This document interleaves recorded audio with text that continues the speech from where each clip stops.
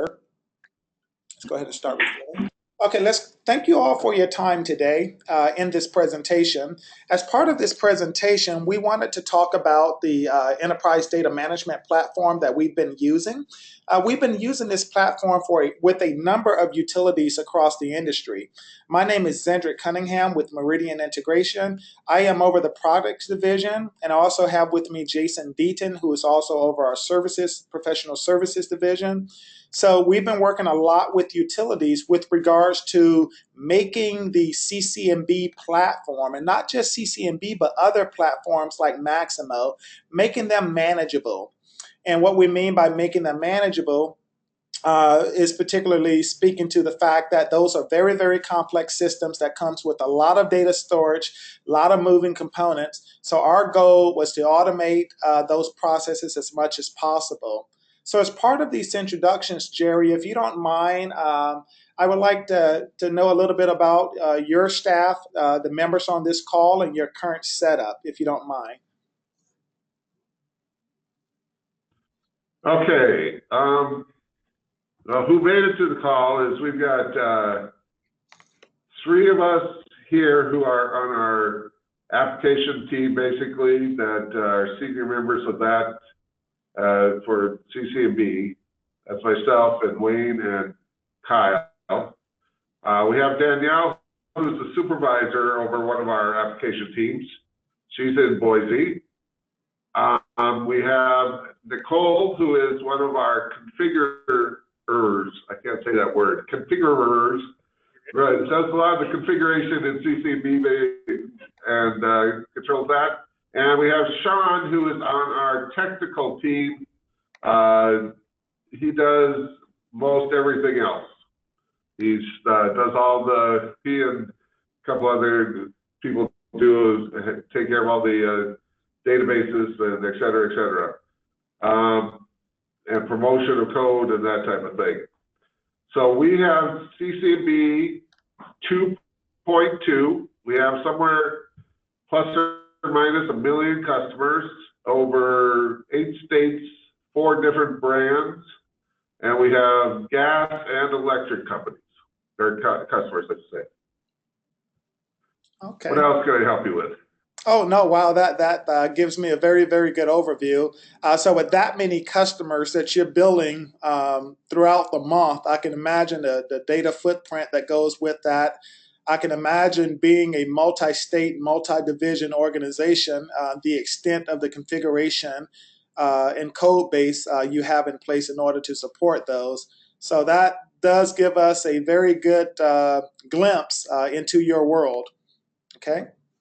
So thank you for that. So Yep. a little bit about our processes here, and I'll start off with this presentation here, then I'll get into a hands-on demo. A little bit about Meridian Integration. Again, we've been focusing primarily on the utility industry, working with them on their CRM and ERP platforms. EDMS is platform agnostic, but I know that you are an Oracle Customer Care and Billing or CCNB customer. So a lot of the terminology we would use today would focus on that particular area. There may be other systems that you have, such as Maximo or EBS or some other enterprise systems where the challenges are similar. We will, for the sake of this presentation, only speak about CCNB unless there are specific questions about those other systems we could get into. So Meridian Integration has the EDMS platform, the Meridian Enterprise Data Management Suite platform. This platform is agnostic. It's an end-to-end data management solution designed to simplify the complex challenges and operations associated with big data. In addition to non-production infrastructure reduction, we focus on shielding the complexities of where and how this data from this system is stored, extracted, and exchanged. We empower non-technical users as well with the ability to drive key support processes without relying on the IT experts. So some of the highlights that we'll talk about as part of this presentation are these particular business processes. And these are very, very important business processes. And what we mean by that is these activities are day-to-day activities in order to properly maintain your most critical asset, which is your customer CIS system.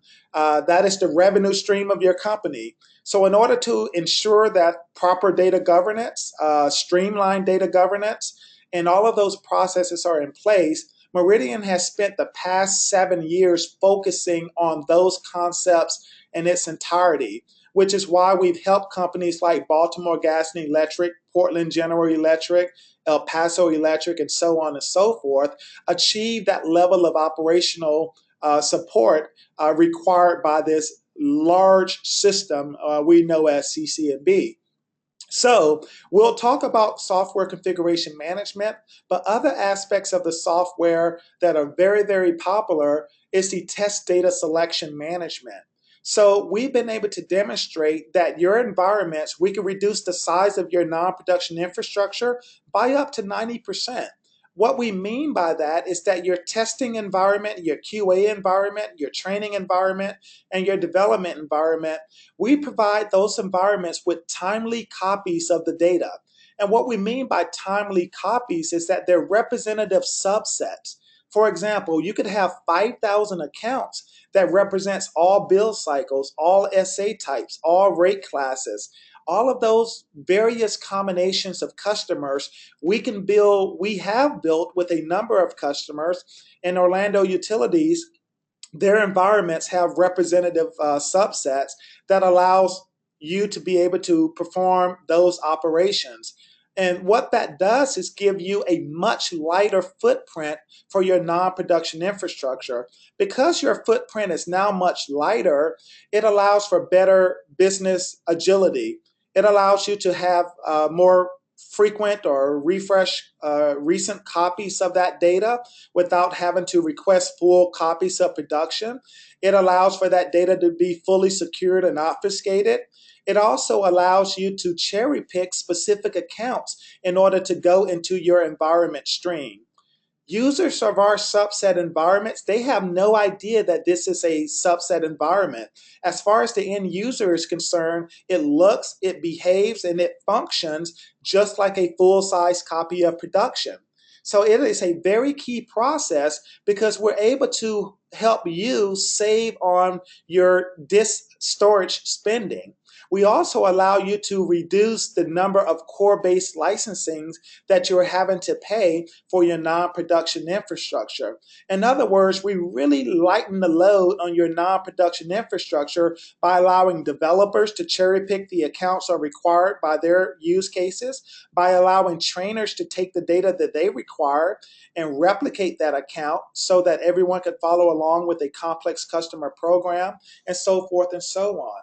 Other areas that we focused on, team, is that we really focus on software configuration management, making the software configuration management process more streamlined and agile. And what we mean by that is that we take configuration from one environment, very complex configuration like a rate schedule, for example. A rate schedule has its rate schedule, rate versions, rate components, bill factors, unit of measures, characteristics, bill factor characteristics. The list goes on and on. And as the team that have been working with, your team has been working with CCNB for some time now, there's a lot of complexity that goes into that. And every time Oracle releases a patch, they may introduce a new database column, a new table. So you have to constantly learn and perfect those things. With EDMS, we automatically discover those relationships so that when you migrate a rate from, say, your config environment into your QA or UAT environment, you can have full confidence that the full rate and all of its dependencies are migrated. And the system allows you to do that with the click of a button. So you don't have to be concerned about maintaining a vast library of SQL scripts to do that. Our software handles that for you so that you don't have to spend time rekeying configuration. So there are tons of man hours that goes into that related to those particular functions. So in software configuration management, we ensure that you have a consistent way of identifying data, migrating that data, and verifying that data in a target environment. So there's a lot of rework that we minimize. We also have some support for automated testing when it comes to regression testing. The idea behind automated testing is that you do not fall behind in your patches. So we're able to replay all of your use cases every time you are about to apply a patch, a code drop, or make a configuration change. And I'll talk a lot about that as well. So again, our goal is to simplify the day-to-day activities revolving your CIS system, which is a very complex system. So we want to make that lighter, more streamlined for you so that you can focus on bigger picture items and not the things that don't necessarily bring value, but they're just time consuming because they're so manual and error prone. So we'll talk about that. And then last thing we'll talk about would be data purge and archive. We work with Orlando Utilities Commission and Nicor Gas and a few others to purge data from their systems. About a year ago, we purged data. We purged over 1 billion records from Orlando Utilities Commission's system. So purging 1 billion records, a lot of concerns come to mind. Oh, what about my financial reports? They should balance to the penny. I don't want to affect those. Or what about my nightly batch process? What about the integrity of the system? We check all of those boxes above. Meridian takes data integrity very seriously. We're also able to offer the throughput and the performance. So data retention management allows you to be able to satisfy those legal requirements while keeping your data within an acceptable range of operational throughput and performance. So we were able to purge over 1 billion records from various client systems, and they're still operating with full integrity a year later. All of their nightly processes are running faster, smoother, more efficiently. All of their agent detail and debt summary reports are still balancing to the pennies. So Meridian is about the only company that could go into major utilities and leverage our data management platform to purge and archive that unwanted data so that you don't have that concern, if you will, of aging stale data requirements. So again, as part of the demonstration today, we'll focus a lot on software configuration management. We'll focus on DevOps and continuous integration. We'll also focus on data subsetting for training and test management. And then we'll also focus on, just the concept of big data extractions. And this slide here, just a quick note on big data. Every time you're running your nightly billing processes, especially with AMI becoming more and more popular, your production data is being saturated with more and more data. Because your production data is saturated with all of this data, every time you stand up or refresh a QA or testing or training or development instances, they're carrying with them this full copy. So again, EDMS lightens that footprint.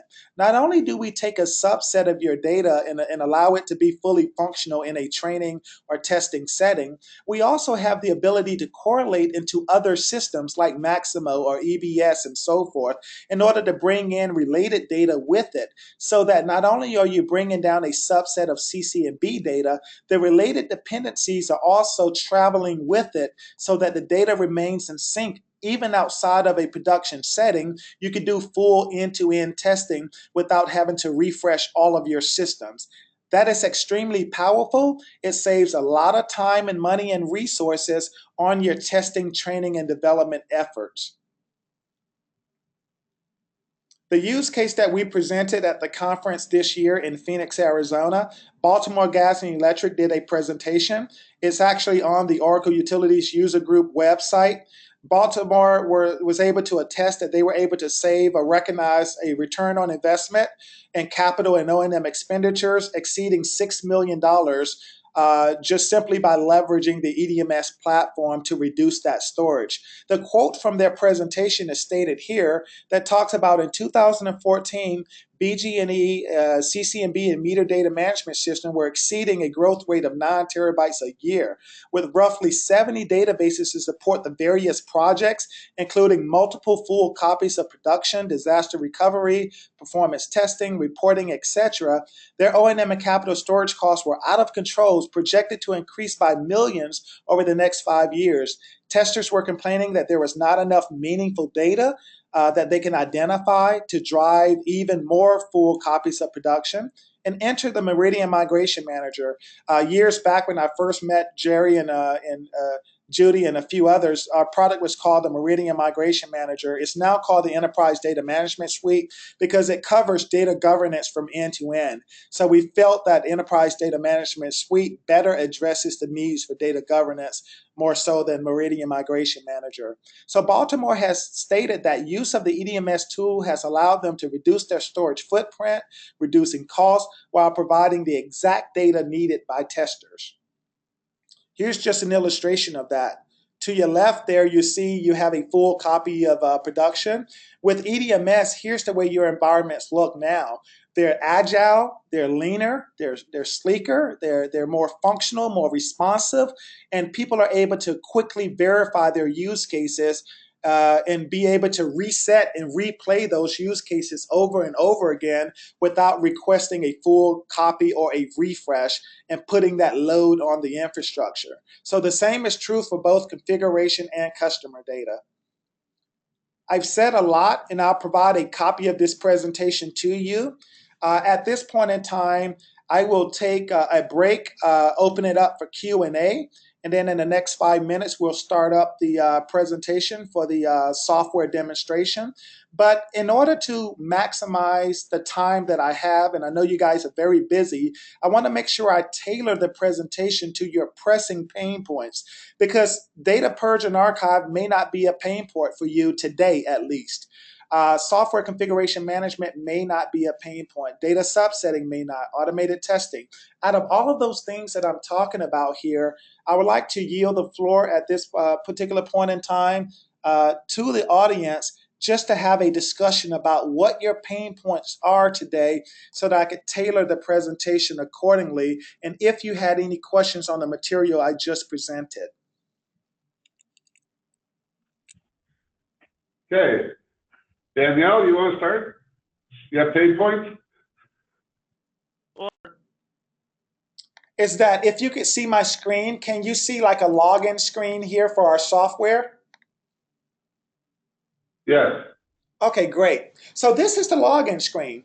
EDMS is a web-based platform. It is not a techie tool. It is not a complex installation whatsoever. It is a Java-based application, an enterprise Java Bean application that is completely web-based. So it means that whether you're at the whichever site, at the Montana, the Dakota, the Iowa, wherever you are, you would be able to access this software and manage your day-to-day operations. It's web-based and it integrates with your Active Directory for single sign-on.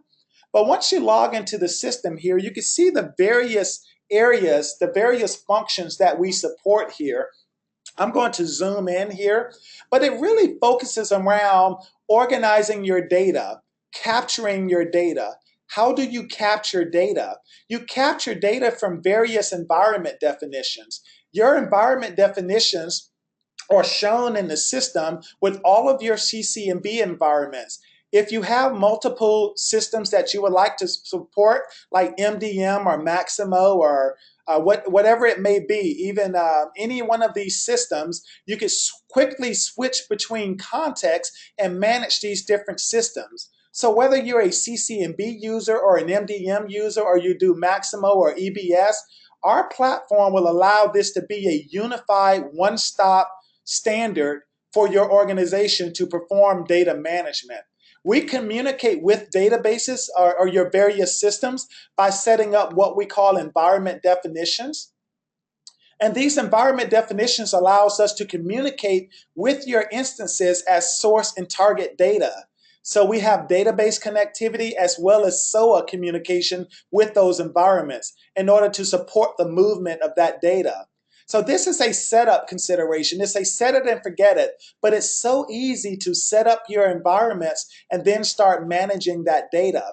Whenever you extract data from an environment, we have the concept of correlation, which means that if I extract data from CC&B, automatically pull data from MDM. And when I extract data from MDM, automatically extract data from MWM. So you can set off a chain reaction in order to say that this customer, say Cal's account, for example, or Jerry's account extends way beyond CC&B. We want Jerry's Maximo data, his MDM data. We want all of that in order for Jerry's account to be a meaningful test case. So we have built-in support for correlation to allow the system to traverse various data sources in order to give a meaningful snapshot of that data in order to be able to start doing your work. So in order to get started, one of the things I'm going to do here, in order to get started, one of the very first things I'm going to do is show you how easy, how simple, and how quick we can identify data in order to perform a particular extraction. Okay? The very first thing I'm going to do here. Can I interrupt you a second? Yes. I forgot to ask this question earlier, and I was going to. I see, yeah, CCB, it looks like 2.5 or something as the name of it here. What releases or versions of CCB do you have or do you support? We go all the way back to CCNB 2.0.5, just to give you an idea how far back we go. And we're also cutting edge, bleeding edge on the Oracle CCNB releases like 2.5, 2.5, and 2.6 and so forth. As an Oracle partner, we're constantly downloading their latest versions because our software is platform agnostic. It doesn't even know that it's CCNB in the back end. However, we do diligence because all of our customers are Oracle customers. We always do diligence just to make sure that there's nothing special about CCNB in a later release that would cause an exception. So we are always constantly, downloading and applying those service packs just to prove the point of our agnostic architecture, if you will. Is that helpful? Yeah, part of the reason that I saw 2.5, we're on 2.2 and we're upgrading to 2.4 this summer, so we're just wanted to make sure we're all in sync here. Yeah, no, that's fine because these system types actually comes from our system setup.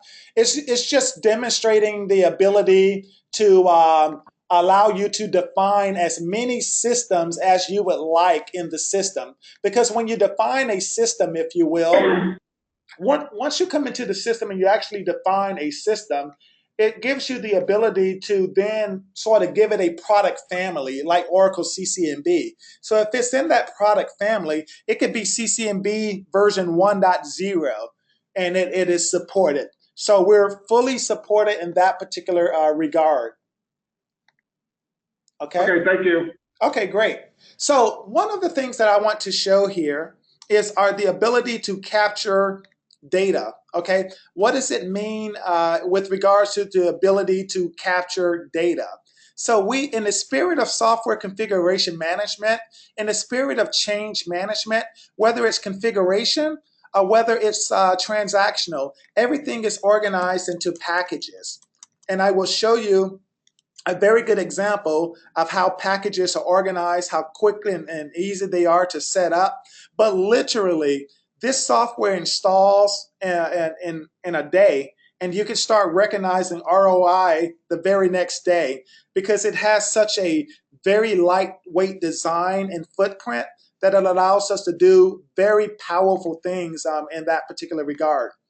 So with that being said, what we're going to do in this particular case here is that we're going to extract some data. So the very first thing we're going to do now is create a package. So I can either go under my current packages and I can create a new package and I will create a configuration, a transactional package.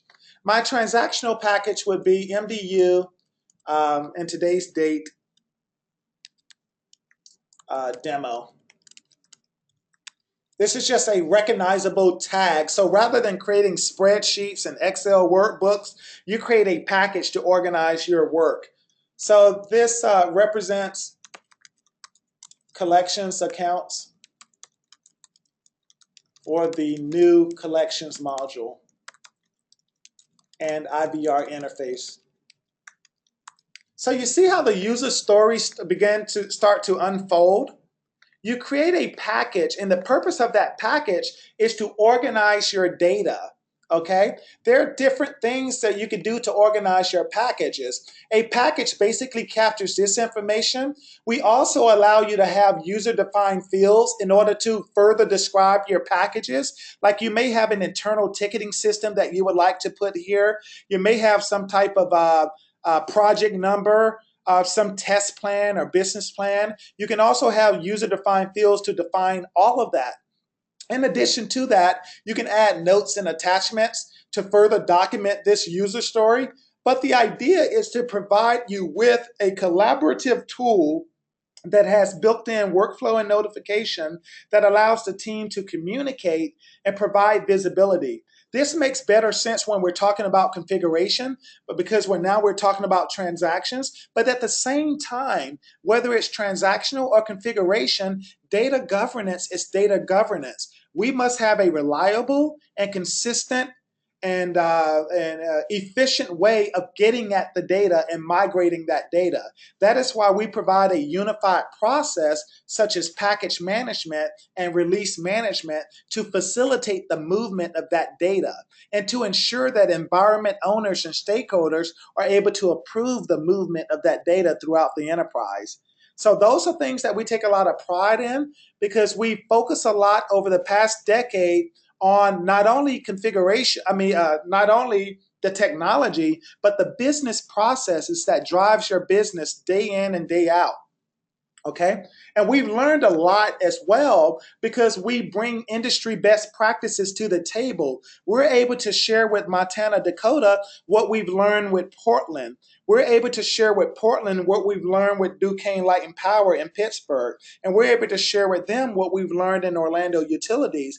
And hopefully, whatever we learn from Montana, Dakota, we're able to take back to our existing clients and further extend our community of users. And that's the way our product has matured over the years, is that we have best practices baked into its core.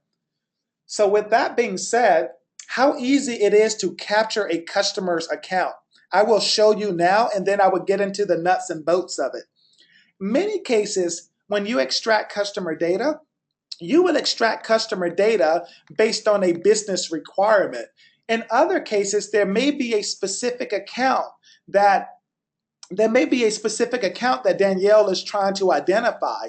Danielle's trying to identify a specific account because this account we cannot bill in production. It keeps generating billing exceptions, and we need to be able to debug and troubleshoot that account.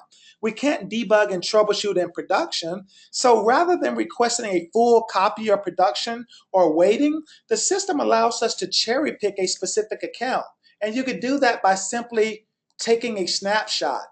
And you choose which environment you would like to pull that data from. So you choose whichever environment that you have access to as an authorized user, because we have security baked into this.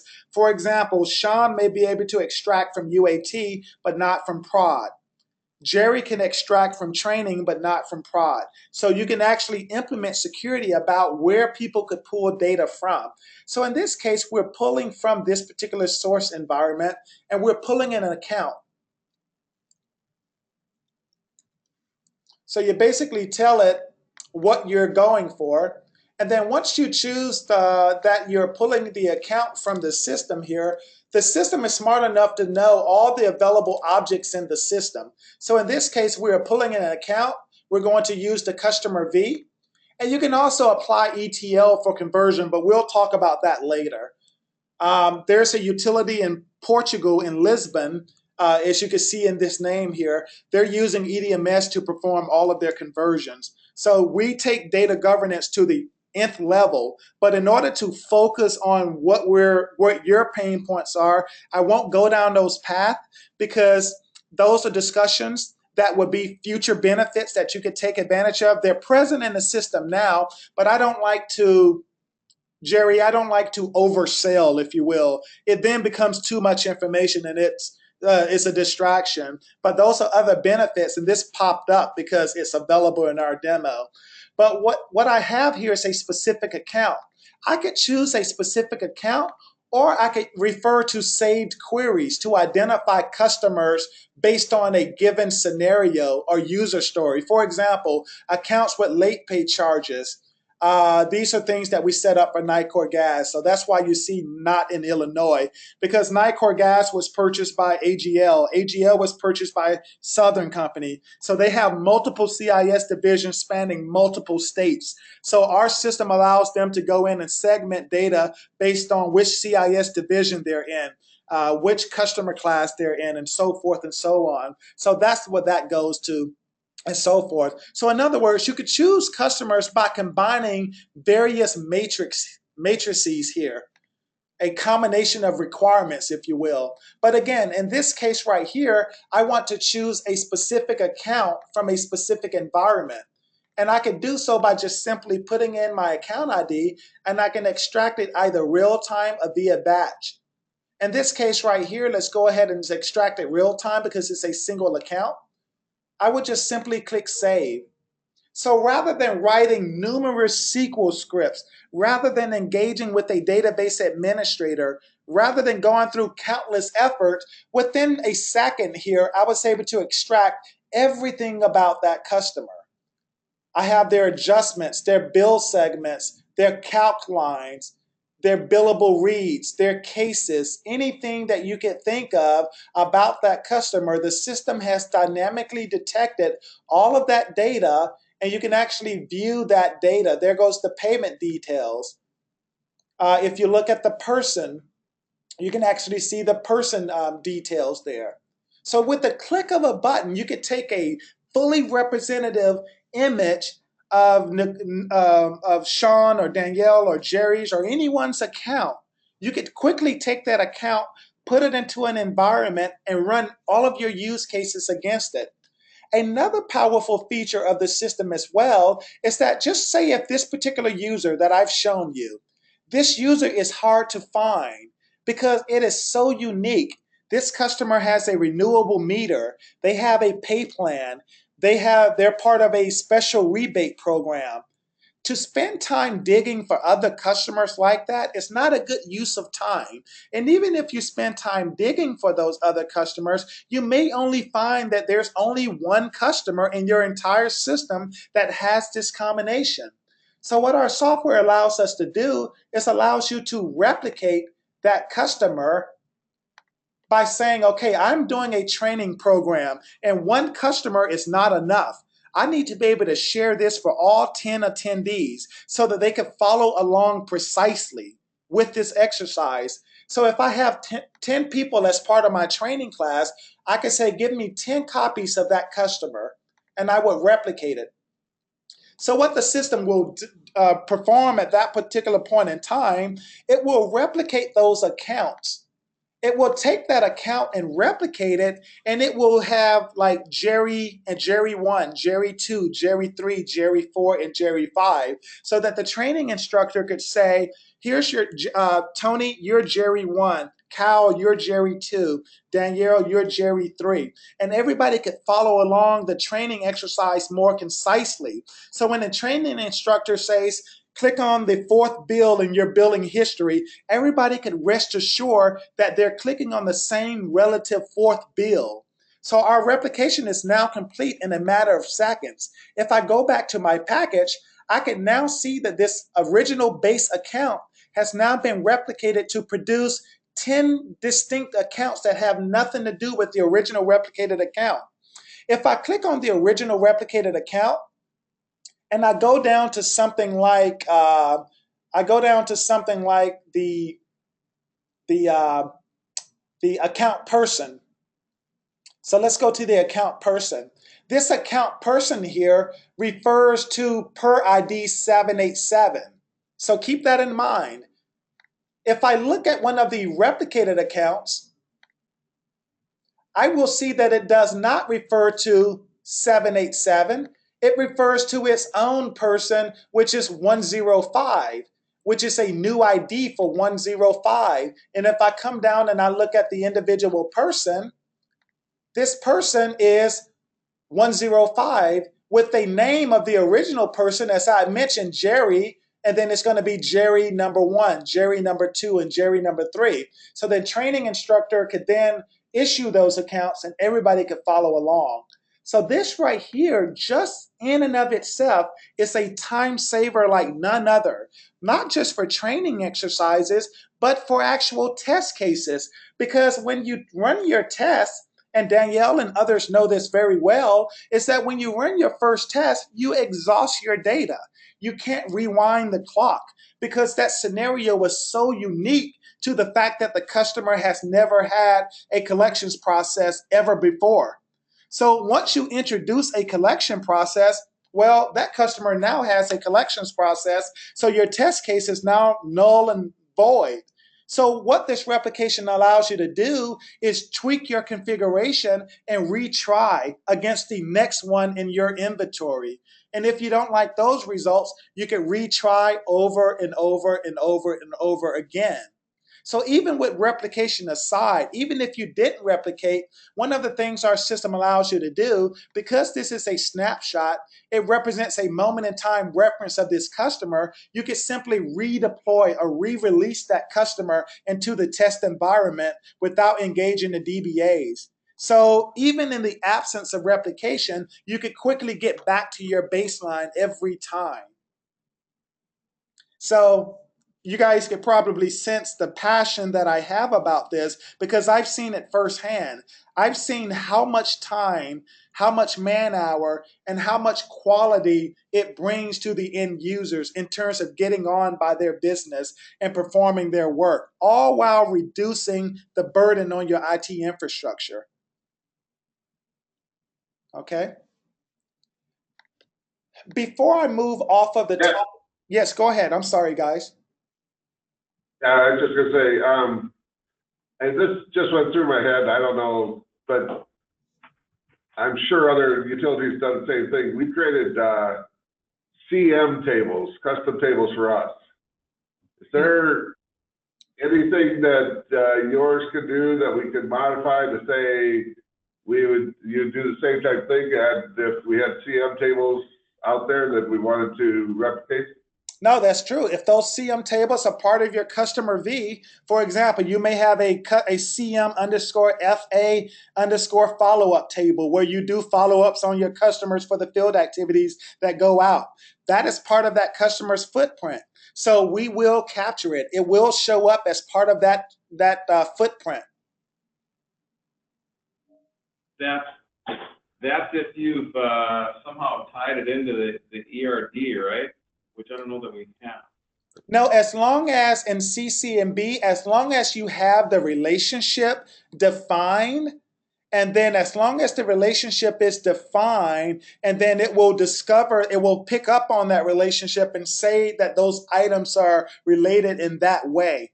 It will automatically handle that part for you. It comes with the assumption that you're following Oracle standards. If you're Okay. if you're So not how do you following, establish? I'm sorry, go ahead. You would establish those relationships through foreign keys. Yes. Say that this field on this table is a foreign key to. I don't know that we've necessarily. Yeah, it's not that we couldn't go back and do it. Right, and I don't know how many of our CMs are really part of the V. It's, you know, a lot of the other things around it, so, yeah. That they would be. Right, but I guess I was kind of just looking at more the, high 50,000 foot levels, you know, so if we had one that was in there and we then went back and established, it sounds like it would pick it up. So. Right. Okay. By the way, everybody in this room is very happy and thought about 5 Jerry's, so. Okay. Yeah. Same for you. Okay. So no, but we can analyze any type of system, Maximo, PeopleSoft, and so forth. We analyze those systems. Once we analyze those systems, it enables us to do this level of robust, this powerful processing that you see at this level. So the other thing, let's go ahead and I want to remove these guys here. I want to remove all of these because that sort of represented a particular use case that I wanted to demonstrate. So let's go ahead and delete those selected snapshots. Now, that is if you know the account ID.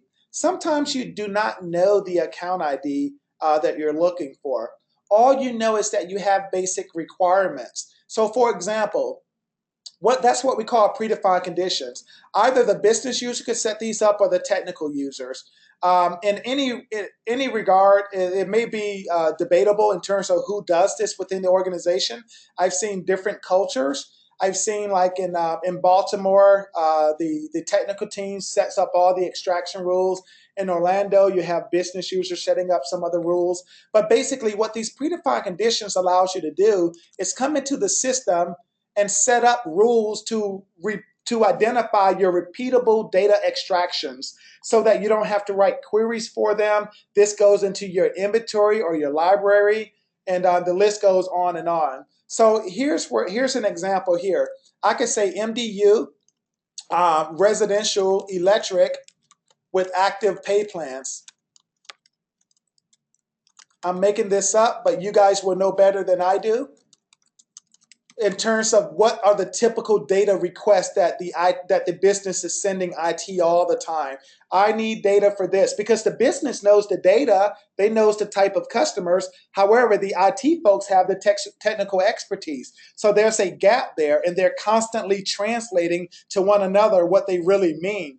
This screen here, or this module, is intended to bridge that gap so that they can do a little bit more self-service there. So in this case right here, I could say electric customers with active pay plans. In that particular case here, I am going for accounts. And rather than writing query using my manual query editor, I can actually come over here and use a query builder that will allow me to choose where my criteria exist. For example, I could go and look at my service agreement module and look at my service agreement business object, and I can actually look to say where the SA type code is electric. So in this case right here, I could browse the database and look for those value fields. So in this case right here, I want electric residential. I could choose multiple, but let's just say electric residential. I will accept that as I can add it as a filter, and I could generate my SQL based on that. So without knowing SQL, the system will build this for you. We only show you this SQL here, otherwise we were tempted to hide it. But for many people that are curious to just use this to help with their query development that they're using for some other tool, they can actually leverage EDMS to do their query building for them. Because again, the CCNB data model is very complex, but this system is smart enough to know that I could get to my SA from my account. So in other words, my business requirement is that the accounts that I'm selecting must be associated with an SA of the given SA type. So again, that's the way so I could also go back to that service agreement once again, and I could choose something else. I can actually look at other values and so forth and so on. But in this particular case here, I want to ensure that the SA status is active. So here, without knowing the SA status is, this helps me identify valid statuses that will be associated with the pay plan. So it would be mutually exclusive. The fact that the customer has an active pay plan generally means that they're active, but I'm using this just to drive home the point. And I can add that filter, regenerate my SQL, and the system is smart enough to do all of this for you. Now I want to conclude it with the pay plan scenario. So I know that there's a module in CCNB called payment plan. I know that I want to go to the payment plan and look for the status, payment plan status flag, and whatever, because who knows that active means 20? I have no idea, but the system tells me what the active status is by giving me a visual description of it. So now I can do that, and I can add that, and I can generate my SQL. So at this particular case right here, I am now going through the system, and the system is smart enough to know that I can determine whether or not an account has an active pay plan by taking various passes through the system, either by going directly to the pay plan table or looking for any account that is related to me indirectly via any other type of landlord agreement and so forth and so on.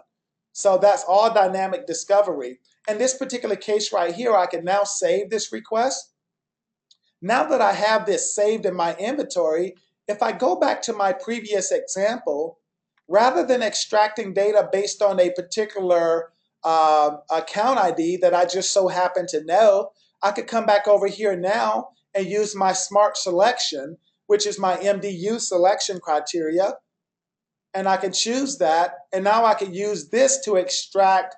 I'll use 10 threads in order to extract up to 10 customers.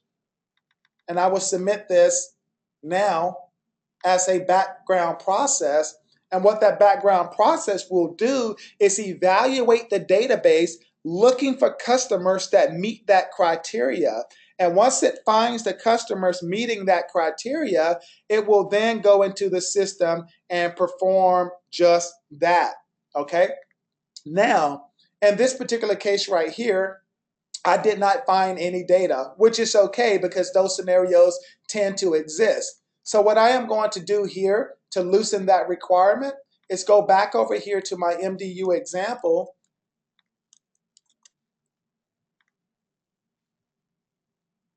And I would extend my SA types. I would go back to my query builder, and let's just say, let's remove the pay plan just for now.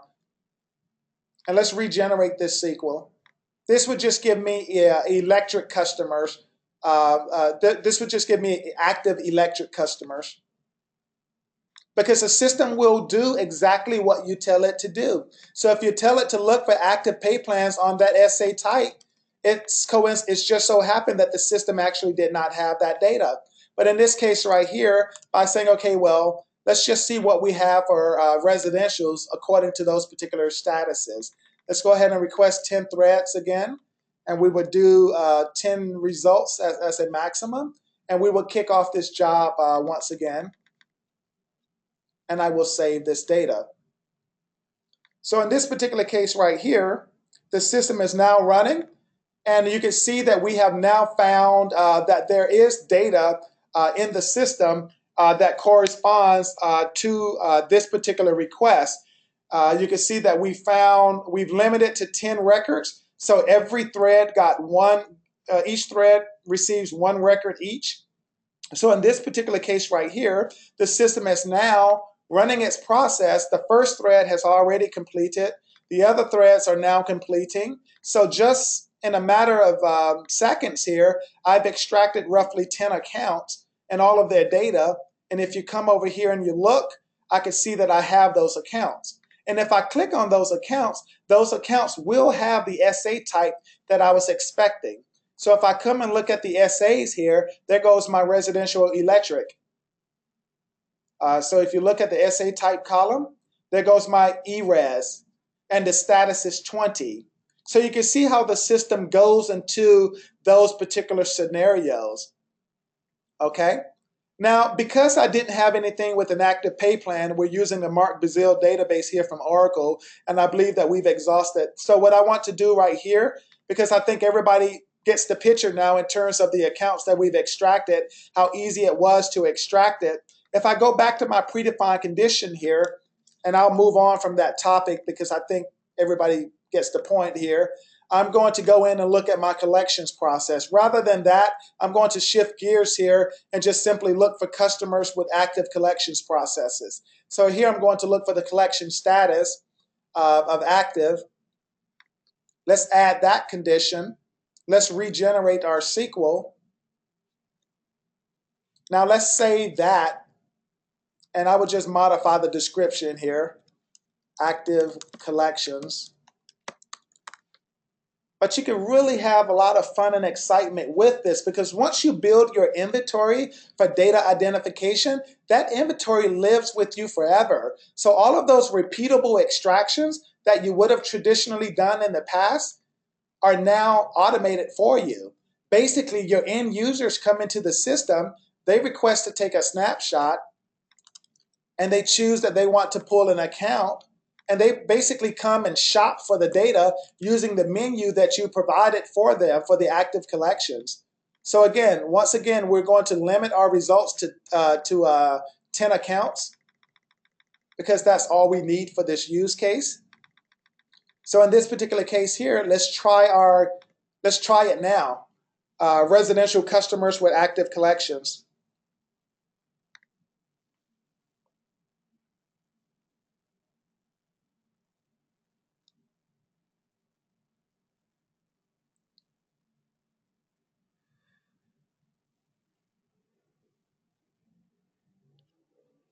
Okay. Okay, no. So unfortunately, I didn't have the data to support that. But nonetheless, though, I think you would get, in general, you would get the point. But I am going to do one more thing here. I am going to remove the SA type. What I'm going to do is come here to my query. Let's remove the SA type because all we care about is the status at this point in time. So we would generate this one last time, and then we'll move on to software configuration management. So let's go back to our package. We're going to do this with the revised extraction rule. Predefined conditions, MDU. Okay, let's go ahead and do our batch here.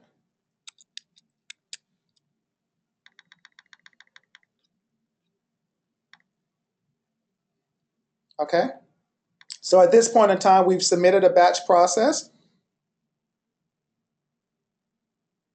Our batch process runs every 60 seconds. So when something is submitted, it actually goes in and it performs that work according to what has been submitted in the system.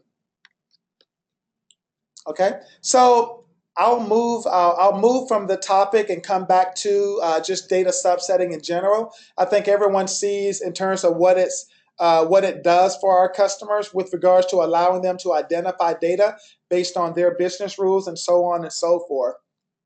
Any questions on data subsetting before I move to the next topic? This is Sean. I got a question.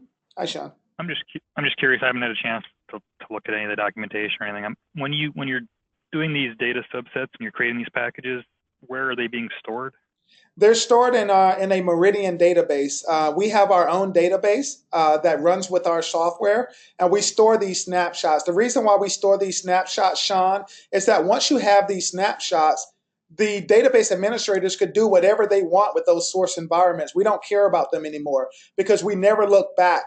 Once we have a copy of this data, they can blow away that database and we have our copy. The reason why I say that loosely. For example, if you're pulling your data from an environment that will no longer be, as long as we have these snapshots become the source of the data that could be reused and reused and reused. Because if the underlying source or if the original source changes, it doesn't affect our snapshot, which means that once I take a copy of Sean's account as of today's date, that is Sean's account, which means that I could always say, give me a copy of Sean's account as of today's date. So you can always go back to that. If we did not store that data in our own database and we always relied on the source, we would not be able to offer that functionality. It's very helpful for trainers as well and testers because once the trainers extract their data, they always want to repeat their training exercise based on a repeatable, predictable set of data that is guaranteed to be the same every time they bring in a new training class. So that's the beauty of us having these snapshots, because once we have the snapshot, we have it. We could then broadcast this one snapshot to multiple environments. This one snapshot could be sent to training 1, training 2. It could be sent to QA, UAT, and dev. So that's the beauty of having it stored in our central management console, is that now we can broadcast it to many, many, many subscribing targets. So excellent question. Any other questions?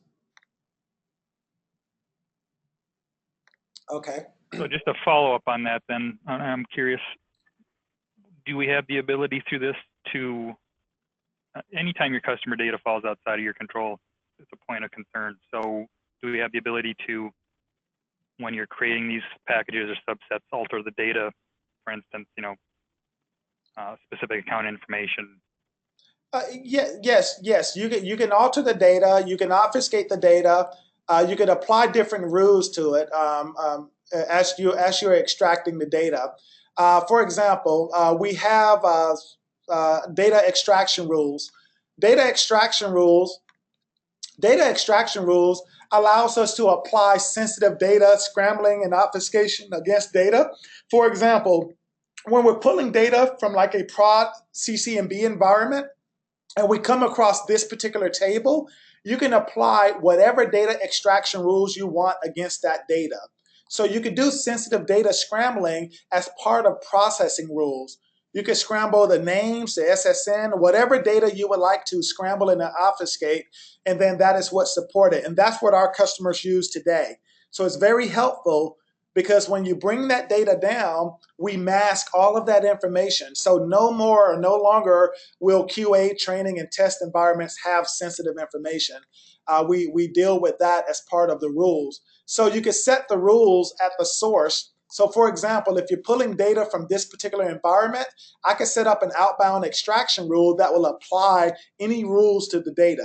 So you can manipulate the data however you see fit. Thank you. Okay. So as far as the on-site training that we do, we come on site and we do like a 3-day training. And time after time, after 3 days, you are experts because the system is, once you get used to it, your system is so intuitive that all of these things they're a natural fit for your day-to-day processes. So again, after that 3rd day, our experience has shown us that our customers become experts with this system with regards to these operations. Okay, so the next thing I want to talk about here in terms of, we talked about this transactional package right here. So the next thing I want to do is create a configuration package. A configuration package represents your data as it represents a particular migration or things like that. So in this case right here, this right here will represent a characteristic type for production release number 2. Okay, so in this case right here, I'm going to do this one like this, MDU. All right, pardon me for using your name there, Jerry. I'm just going to have something that I could copy and remember. So I'm going to save this here.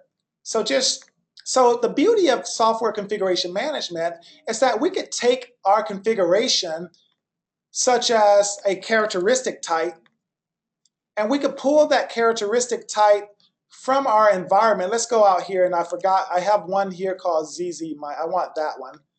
So I'm going to extract this characteristic type. Okay, now that I have this characteristic type, I am now going to I'm actually going to go now into CC&B where I pull this characteristic type and demonstrate a very, very, very powerful concept here. So I'm logging into CC&B. This could be any version. It could be any system, Maximo, EVS, or anything. In this particular case right here, I will come over to CC&B.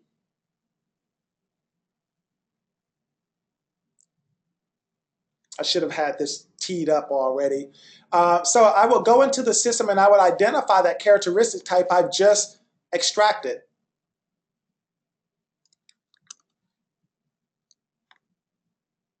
If you look here, the characteristic type that we've extracted, in CC&B, you're looking at one screen. That one screen has 2 tabs. However, there's no way of knowing that there are 5 tables involved here. EDMS knows that for you. It also knows that for the various characteristic values that they correspond to these languages over here as well.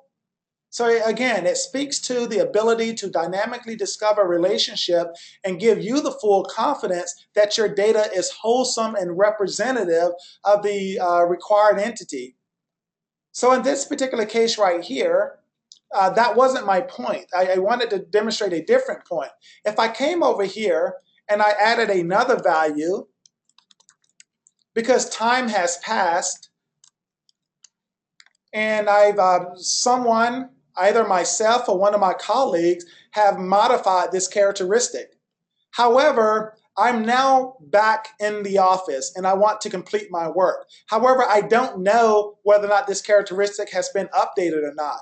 I could come over here and simply do a refresh and it will resync my characteristic to represent what's in the source.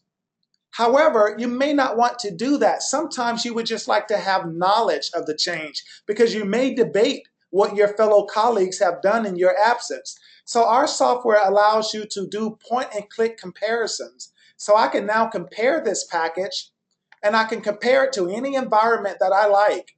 And here I will now perform this comparison. And the system will now analyze this comparison to give me a visual representation of those discrepancies. This compare is extremely powerful because many times there are things that are not visible to the naked eye. Like a bill factor may have its decimal precision off by 1 0, and you have no idea why billing is behaving differently. So with a system that allows you to quickly compare with the click of a button, such as what we have here, once your compare is done, you can analyze it, and the system will tell you what those discrepancies are, what those differences are. It tells me that there are missing sources, there are deltas, it tells me which tables they are. I can see the details. I can even see the matches if I wanted to see the matches, but we don't want the matches. That's superfluous information. But I could hide the matches. So at this point in time, I can see my deltas. You can actually see that the description is out of sync. So at that point in time, the owner of this package could choose which one is correct. And they can actually merge anything that they marked in order to synchronize what they want. Or they may decide, okay, well, that's fine. Everything that's been updated in the underlying source, I'll just simply refresh my package because it was my fault. I shouldn't have been out of the office. I will now refresh my package. But you can always contest and debate and selectively choose how you intend to merge those items to get them in sync. Because there may be some components of your version of that item that are good. There may be other components that are not. So you can selectively merge the various components that are resulting in this discrepancy report. Nonetheless, if I come back over to my package, and you would notice that inside of my package again, I am 1 short because in my environment I have 4. Here I have 3. So I could just simply refresh my snapshots and it will go back to the system and it re-extract that data for me. And now I can see that all 4 entities are represented. So if I were to do a compare now, I will have perfect matches. So let's go ahead and compare. You can compare to any environment in the system. You can also suppress your matches if there's just too much information.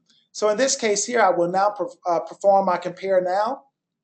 The system will go out and compare. So this compare is now complete. I could compare an entire configuration set, not just a one-off incremental piece of configuration. I could compare all of my configuration in the system. I can move all of my configuration in the system in one setting. But again, if I come over here now and analyze my comparisons, I can see that this latest version of my compare has perfect matches. There are no discrepancies. Everything is a match. So it gives you peace of mind about where your configuration is. So in this particular case right here, I am going to add a value here, and I'm going to click Save. And I will put in MDU2 and click Save. Now I'm going to migrate this over into this CCNB environment. In order to migrate, this is what we will do. You create what we call a migration request. A migration request allows you to choose which environment you would like to have this approval for. So in this case right here, I will choose my target. Please approve. The workflow that is associated with the migration request is completely dynamic. You define your workflow. So in the spirit of software configuration management and change management and traceability, workflow In this case here, I can say approved by Sean. And now this package is sealed, which means that it has been marked for migration. So in the spirit of release management, if Jerry has created a package, Danielle's created a package, Cal's created a package, what I could do at this point in time as a release manager, I can create a release to migrate those packages. So in release management, I will come into the system and create a new release. So in my demo stream here, I will create a release, give it a release ID, and I would just simply come over and grab my packages, because a release is a collection of one or more packages.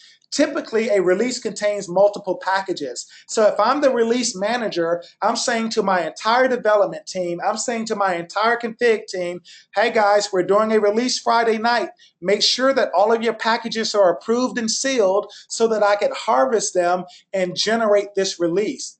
So once they're done with that, at this point in time, in order to deploy, I simply choose the environment to which I'm going to deploy. I deploy to a target definition. What is a target definition? A target definition represents multiple environments or just a single environment. In this case right here, when we talk about, let's move my CCB to 252. So in this particular case right here, when you talk about a target definition, it could include one environment or multiple environments. The beauty of target definitions is that you can create a target definition called training. And you can put all of your training environments in that one training target definition, so that when you update your training target, all of your training environments will be updated. So that's powerful because you don't have to migrate to each individual training environment. So that is the beauty of that. The other beauty of a target definition is that you can mix and match environments. So you can have CCB, Maximo, EBS, and so forth, so that when you migrate your transactional data, the data would be routed to the environment that matches its type, so that you can update all of those environments at once, so that you can do your integration testing without having to migrate to all of those different systems on your own. Last but not least, if I go back to my release here, I'm going to now deploy this release.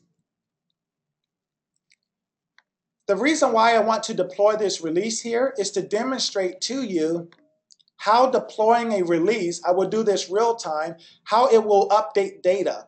So in this case, I process my deployment. Okay. So in this particular case right here, I am processing the deployment. And in this case right here, this deployment would go through and go to my target. So in this particular case, this is how target management occurs within the system for these particular items. Okay, so let me push this through. I think I had something there. I have to do it via batch. Let's try this.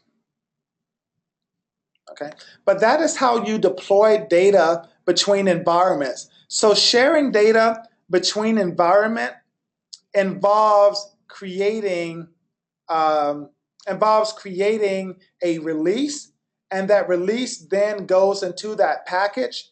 I'm sorry, the packages goes into the release is deployed, and that's how the items are in fact migrated. Give me 1 second here. The other thing that I wanted to show you here before I moved on, and then I'll do some additional verification, is I'm going to create one more package here. And this one here would be, I would do MDU Sean. Okay. One of the things that we had talked about just now is that we focused on configuration. Okay, so if I go back and I look at my characteristic for configuration, and I go back to my ZZ example here, and I'm going to extract this piece of configuration. Now that I have this piece of configuration, there's also source code. Many times you do not want to decouple your code management process. You don't want to decouple what we call, because in continuous integration and development and keep track of all of your configurations and so forth, in those particular scenarios, you would like to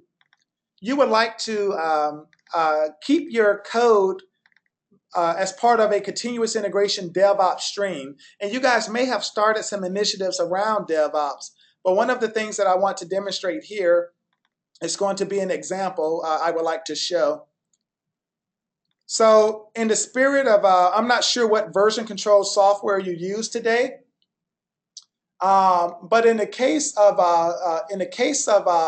we use Git repo, we use SVN, we use various different things here. But in the case here, is that if we have this sample program, and I believe your development staff that they're using Eclipse to do their development. In this case here, I'm using Notepad. But what I'm doing right here is putting in MDU demo. Basically, what I'm suggesting here is that I'm making a code change, and then your developers would then check in that code. So in this case right here, I am going to check in this particular code by clicking on my file status here. This program here has been modified. So for the developers that are on the call here, I think the point that I'm making here is that when you're checking in your code, if you notice here on the right, that's my log that where the code is being represented. Okay? Now as a developer, when I'm checking this code into my master branch, I want to put in a particular tag to demonstrate that this code has been committed. By committing this code, I could either do two things. I can enable my source code repo to look for that code, which is extremely powerful, which means that your source code repo will monitor your repo for a particular branch and look for those commits. So I can enable this by turning this on, and basically continuous integration would automatically look for those code changes, automatically compile them against the build server, and automatically migrate them into your QA shakeout environment where your regression testing could automatically validate those changes to your system, so that you would have a level of validation occur in a shakeout environment before you engage any of your resources. So your testers, your trainers, your staff as a whole will have a higher level of confidence of anything that's coming through the pipeline. Because continuous integration is saying anything that you commit to the system, automatically pick it up, automatically compile it, automatically build it and migrate it into a shakeout environment where you have all of your DevOps procedures going on. So one of the things that I wanted to talk about as part of those DevOps procedures is if I go back to this package here, rather than having it kick off automatically, I just want to show you that a developer could also come over and sync their code on their own. By just simply clicking sync version items, the system will go and communicate with that repo, and it will communicate with that repo, checking to see if there's any code that exists in the system with that particular item. So basically what it does is work with that repo and looking for any code that's been committed. So we've started up this environment. So this is the first time it's connecting to the repo. So the very first time it does that, it's a little bit of a wait. But if I were to do this again, it would do it in like 1 second. But if you click here, if Sean has committed this code, Sean could actually see his code change as part of this process. So here you can actually see the code change has made it up here. You can see MDU demo. So the beauty of our unified processing standard is that we're combining code and configuration so that this code and this configuration is migrated together as a discrete unit so that they're coupled, which means that because CCNB has a heavy dependency, if you migrate your configuration but your code doesn't get migrated, you're going to create all sorts of problems. Or if you migrate your code and your configuration doesn't go, all sorts of problems are introduced. So with that being said, our software couples these processes and they go together so that when things are migrated, you're actually migrating an image of your customized runtime that has gone through the shakeout process in QA. So you have there's quality. Your quality improves many times over by having continuous integration and DevOps. And it's a little bit, it's within the realms of data governance. And this is very important because your testers and your trainers that are looking for data, that data has to have the appropriate code base and configuration in order to make that data usable. So all of that comes full circle to represent the full disciplines of software configuration management and data governance. So it's all equally important in that particular regard. Okay. So one of the things, any questions on the code and configuration management pieces of this? I have a question. With the workflow processing and the approvals, are you allowed to have different types of approvals? Yes, yes. Excellent point. So because we have change management, this is really a change management program. So because of that, as part of workflow and security, you could come in and set up your workflow templates, and your workflow templates could have an unlimited number of steps. And for each step, you would have a security role that carries out that step. So whichever security role carries out that particular step is, if you look at the security roles there, that means that you must be in this role in order to approve these particular steps. So the workflow is completely dynamic. But to answer your question, why different workflows? Why have different workflows? So basically, you would have a workflow that represents production. As part of your production workflow, you may have your change advisory board sitting in on this. You may have other key project stakeholders in the improve a workflow. But for QA, you may only have your tech lead and your training lead. For training, it may just be your training lead.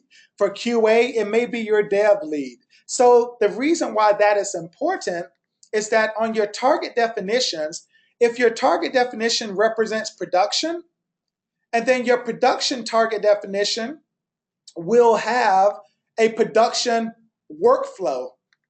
If it is your development target definition, they would have a development workflow. So the workflow is based on where the migration is going. So anytime a migration request is requested, the dynamic workflow is attached to that request, and it must be fully approved before items can be released to that target. So your production is fully safeguarded.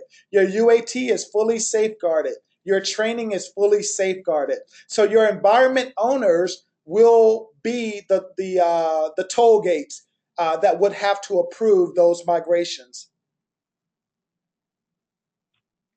So the key to all of that, team, is all of this is based on the pain points we've seen time and time again in project settings. So we've taken all of that industry knowledge and we brought it here, and we're saying that here are some best practices we would like to work with you. If you have an existing workflow today, we can work with you to model that workflow into EDMS so that we can meet your current standards, if you will. So we could work within your current standards. We could use this as an opportunity to establish new standards, but it's really flexible, and we could be up and running in no time.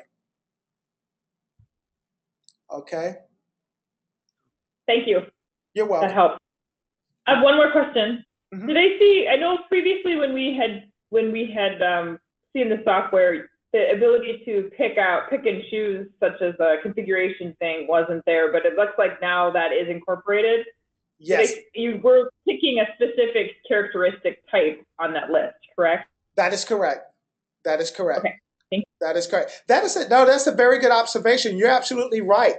That functionality made it in probably about a year or two ago. And I think when we originally talked about it with you guys, no, you're absolutely right. So, Yeah. so that's very key, very, very powerful.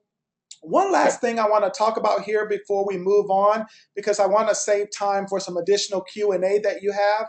So with the budget of time that I have here, I think I'm doing pretty good, but there are two other things I like to get in. And one is to purge and archive. The system allows you to purge and archive this data, and you purge and archive data using the same selection criteria you would for anything else. Okay? I'll demonstrate purge and archive perhaps in another setting, but it's very powerful. It allows you to choose which environment that you're authorized to purge from, and it's extreme security. But once you're authorized, you can then choose where your archives are going to go, and you choose what you're archiving, and the system will not purge anything that doesn't meet your criteria and that has not been fully cleared. For example, if you're purging customer contacts that have been created more than 7 years ago, the system will tell you if that customer contact is associated with a field activity step. So only the customer contacts that are free and clear will be purged. Those ones that are being held back because there's still a field activity in the system with a step that refers to it, the system will not purge those customer contacts, and it will tell you precisely why. It will tell you the specific field activity that must be first removed from the system before this customer contact can be considered for purge. That's how powerful it is. And that also brings to your attention, well, perhaps we should also be purging old field activities that's been completed or canceled for more than 8 years. The system will allow you to cleanly remove those things as they relate to your business rules, all while protecting you against yourself by saying, no, you cannot purge this field activity because there's a collections process out there that's been out there for 10 years. You may want to consider removing that collections process. So it guides you through the effort. It will purge what meets your rules and can purge, but it's always that safety net too to make sure that it knows, because sometimes it knows better than us, what's good for the system with regards to integrity. So we take integrity very, very seriously, and that is why we were able to go to Orlando Utilities and purge 1 billion records from their systems, because you guys have been on CCNB for some time now, so I can imagine that your data growth, even in production, is a bit crippling because it affects the online performance, the time it takes to take a backup, etc. Everything we've talked about up to this point has been how do we reduce our non-production infrastructure? We have a solution for that. That's called data subsetting. But what about production? That's where our data retention management module comes in, is that when you do decide that you're ready for a data retention project, and then the software supports it out of the box, it's just a matter of going through whether or not your company has a current desire or appetite to implement these rules to satisfy your data retention regulations. So that's just something I like to present, just to make you aware that that functionality is there. So if you're in a meeting and the CIO or someone's talking about how do we remove this data from production, and then I just want you to remember that it's included with the platform, okay? The other thing that we talk about here is the ability to record use cases for some automated tests. So, for example, if you're inside of CC&B, if you're inside of a system like a CC&B,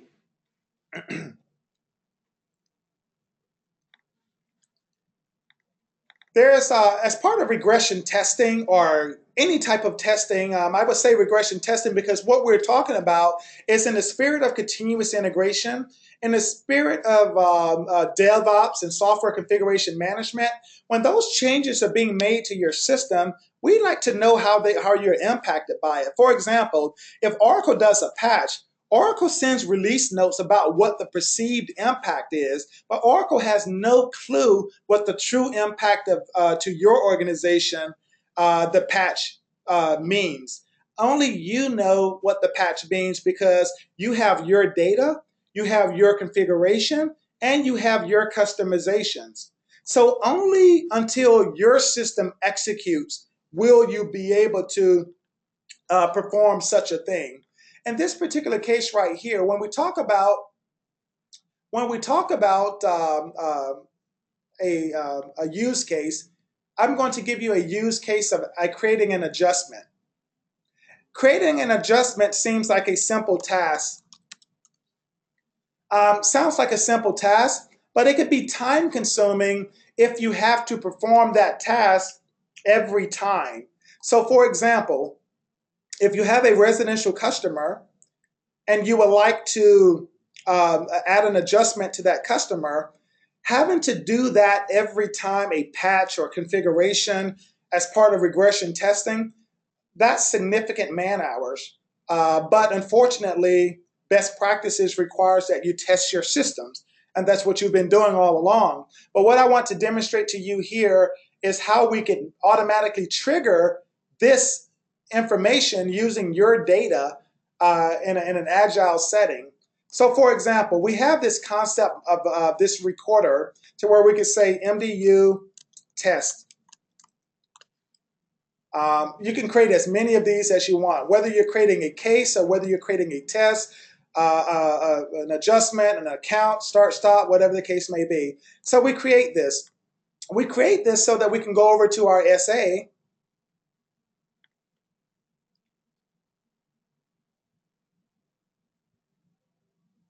And if we bring up our electric residential,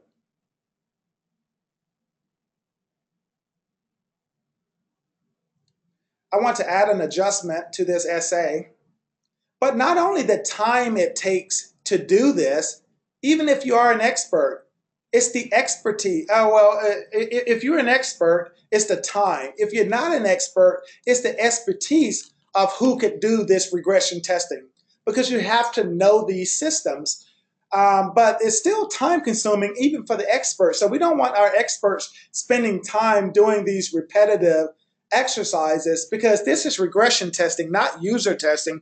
User testing is if you're testing the behavior of something new. Regression testing means that, oh, I got to go and do this all over again. It's the exact same thing.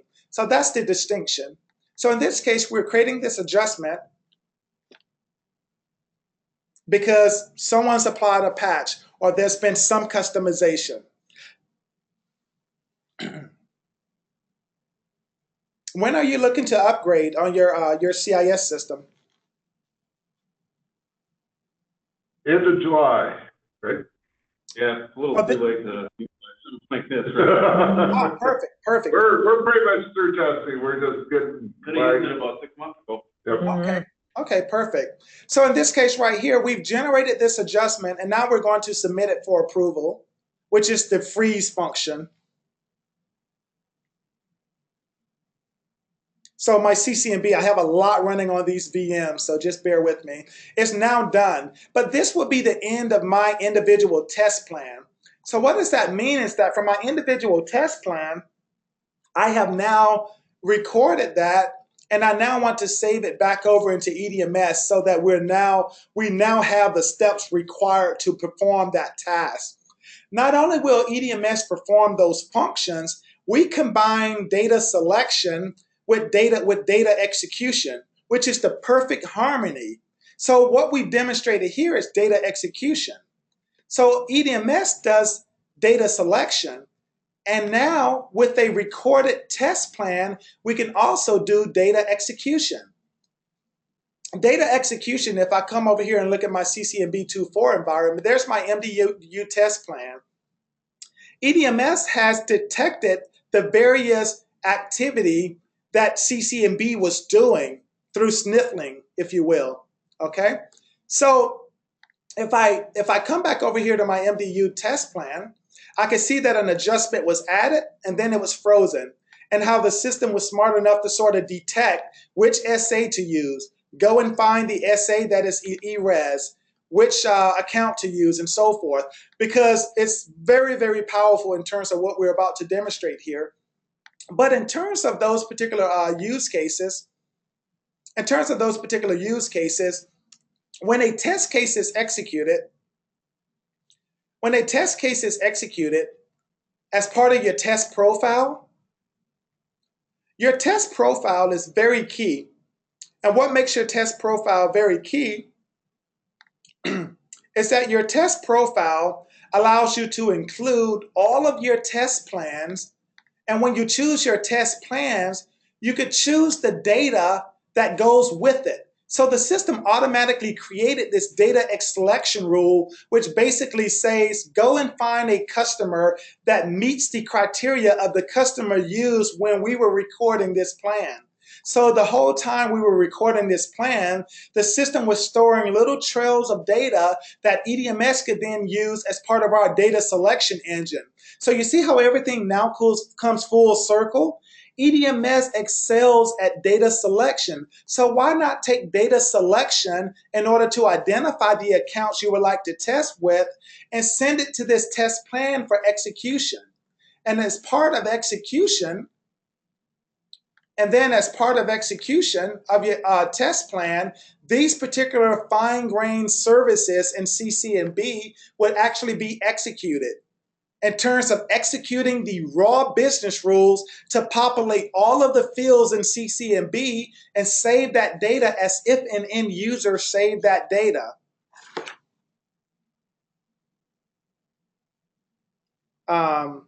Any questions on that?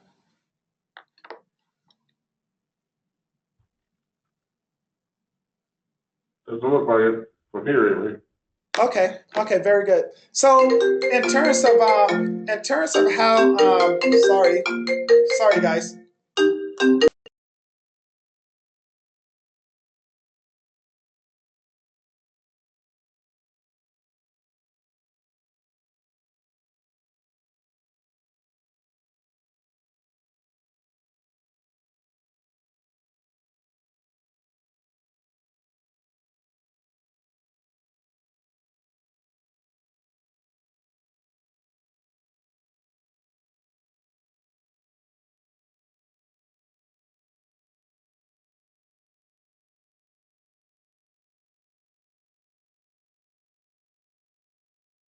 Can't hear anybody talking anymore.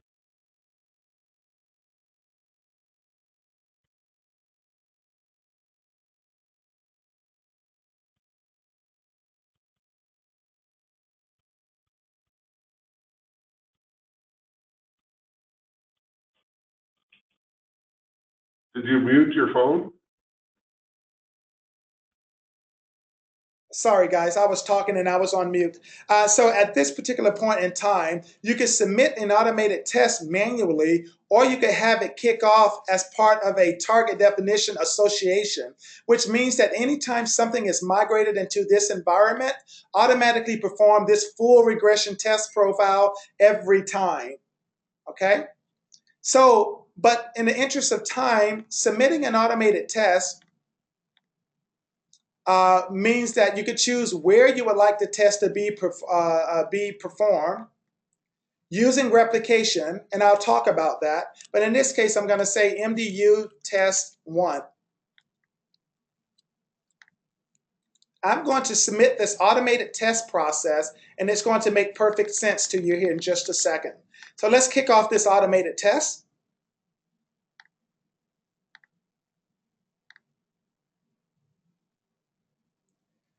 Okay, so I'm kicking off an automated test right now, but the automated test goes on hold. Why does the automated test go on hold? Because it needs to extract the data first. So as part of this system here, our meta process is our automated test process. It goes on hold so that an extract process will take place. So again, I will now cancel the extract process. I didn't mean to bring back so much data. But the idea behind the automated test process, everyone, is that the automated test process will extract data and then execute the test against that data and then give you the pre and post, or rather the before and after scenario for that particular test. So that is what the meta looked like. So in the example that I was showing previously, if I look at the one that we have here, basically in a previous run, when you execute this adjustment, you can see the first iteration here. That means the pre-test. So you can execute a test before, and then you can execute that test after as part of a post-test. So as part of a post-test scenario, you could do the exact same thing. So in terms of a post-test, you can execute your use cases as many times as you want.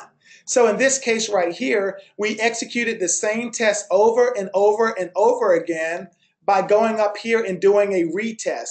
So basically what that means is that on this step right here, the reason why it shows up as yellow is that we actually modified configuration. Modifying the configuration did not result in a failure. It represented a warning because the configuration resulted in the amount of my adjustment being different because we modified the bill factor. So the orange lights or the yellow lights basically means that I haven't had a failure, but you may want to know that your system will generate different results now. If this turns red, it actually means that something that was introduced has resulted in a failure, an error. So that's the type of reporting that our automated testing performs. And it actually does that by executing data against a replicated instance of that so that it can then compare the baselines of that data. So it's very powerful. It's a discussion in and of itself, but it's very powerful because it lends itself to our overall process of data subsetting. Okay, so that's regression testing.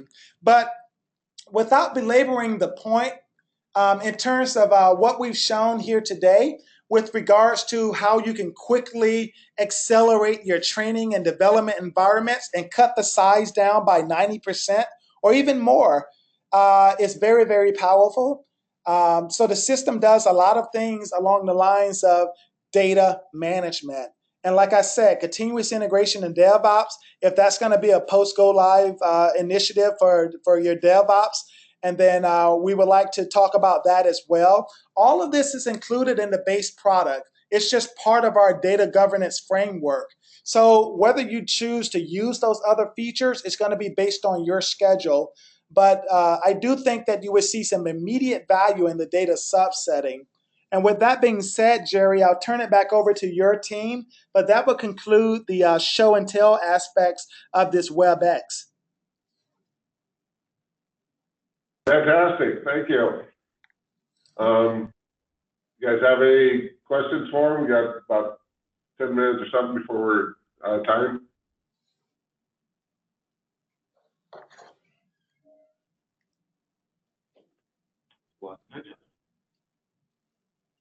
Was this helpful? Yes, it was very helpful. Obviously, we had a couple people missed completely, like Vlad and Sonia, who really need to hear and see this. And then we've had people coming in and going out that